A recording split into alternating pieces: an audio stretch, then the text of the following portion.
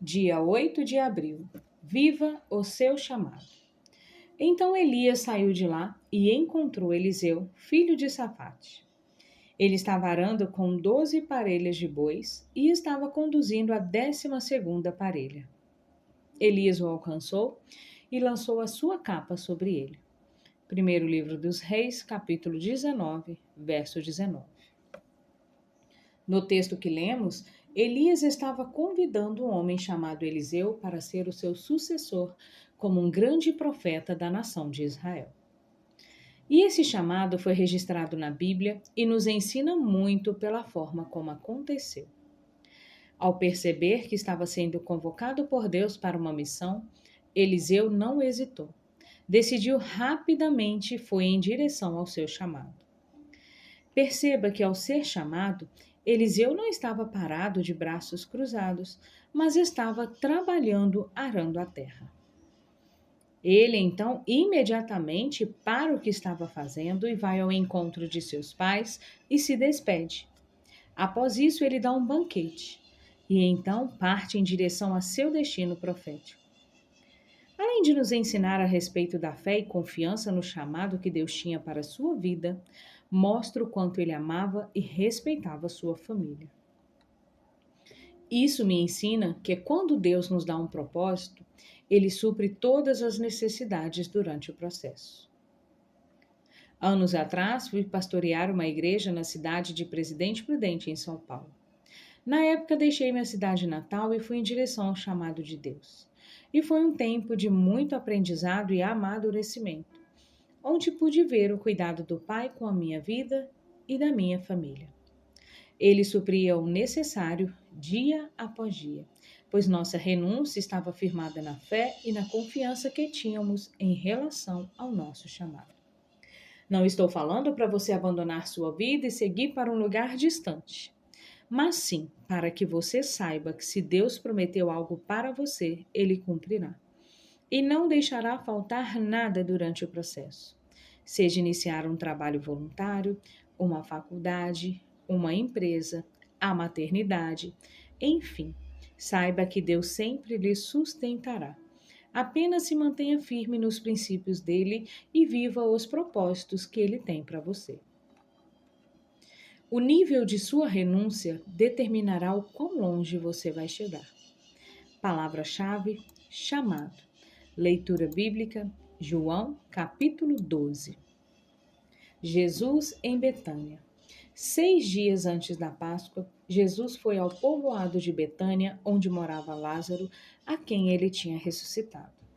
Prepararam ali um jantar para Jesus. Marta ajudava a servir, e Lázaro era um dos que estavam à mesa com ele.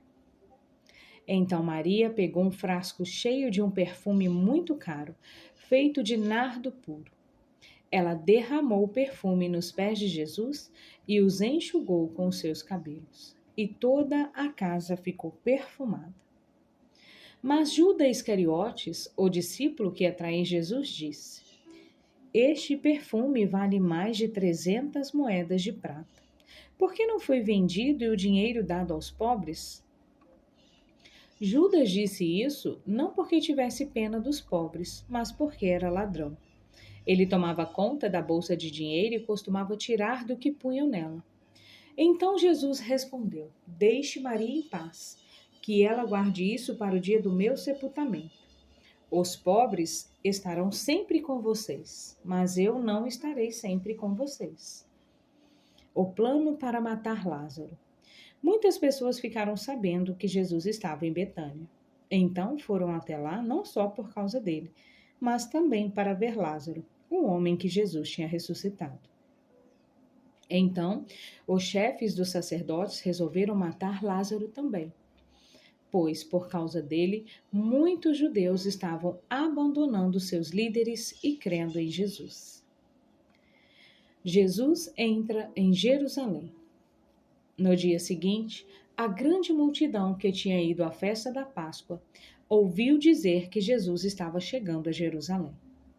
Então eles pegaram ramos de palmeiras e saíram para se encontrar com ele, gritando: Hosana a Deus, que Deus abençoe aquele que vem em nome do Senhor. Que Deus abençoe o Rei de Israel. Jesus procurou um jumentinho e o montou, como dizem as Escrituras Sagradas. Povo de Jerusalém, não tenha medo. Veja, aí vem o seu rei montado no jumentinho. Naquela ocasião, os discípulos não entenderam isso. Mas depois de ver Jesus ter voltado para a presença gloriosa de Deus, eles lembraram que isso estava escrito a respeito dele, e também era isso que tinha acontecido. A multidão que estava com Jesus quando ele havia chamado Lázaro para fora do túmulo e o tinha ressuscitado, espalhou a notícia do que tinha acontecido. E o povo foi encontrar-se com Jesus, pois ficou sabendo que ele tinha feito esse milagre. Então, os fariseus disseram uns aos outros: Não estamos conseguindo nada. Vejam, todos estão indo com ele. Alguns não-judeus vão ver Jesus. Entre o povo que tinha ido a Jerusalém para tomar parte na festa, estavam alguns não-judeus. Eles foram falar com Filipe, que era da cidade de Betsaida, na Galiléia, e pediram: Senhor, queremos ver Jesus. Filipe foi dizer isso a André e os dois foram falar com Jesus. Então ele respondeu: Chegou a hora de ser revelada a natureza divina do Filho do Homem. Eu afirmo a vocês que isto é verdade. Se um grão de trigo não for jogado na terra e não morrer, ele continuará a ser apenas um grão. Mas se morrer, dará muito trigo. Quem ama a sua vida não terá a vida verdadeira, mas quem não se apega à sua vida neste mundo, ganhará para sempre a vida verdadeira. Quem quiser me servir, siga-me, e onde eu estiver, ali também estará esse meu servo.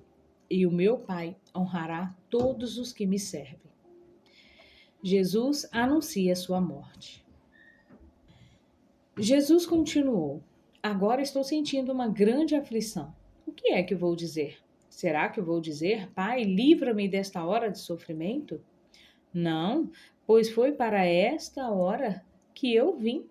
Pai, revela a tua presença gloriosa. Então do céu veio uma voz que dizia: Eu já a revelei e a revelarei de novo. A multidão que estava ali ouviu a voz e dizia que era um trovão. Outros afirmavam que um anjo tinha falado com Jesus. Mas ele disse: Não foi por minha causa que veio esta voz, mas por causa de vocês. Chegou a hora de este mundo ser julgado, e aquele que manda nele será expulso. E quando eu for levantado da terra, atrairei todas as pessoas para mim. Ele dizia isso para indicar de que maneira ia morrer. A multidão perguntou: A nossa lei diz que o Messias vai viver para sempre. Como é que o Senhor diz que o Filho do Homem precisa ser levantado da terra? Quem é esse Filho do Homem?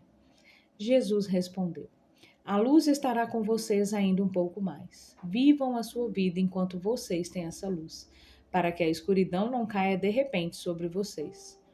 Quem anda na escuridão não sabe para onde vai. Enquanto vocês têm a luz, creiam na luz, para que possam viver na luz. O povo não crê. Depois que Jesus disse isso, foi embora e se escondeu do povo.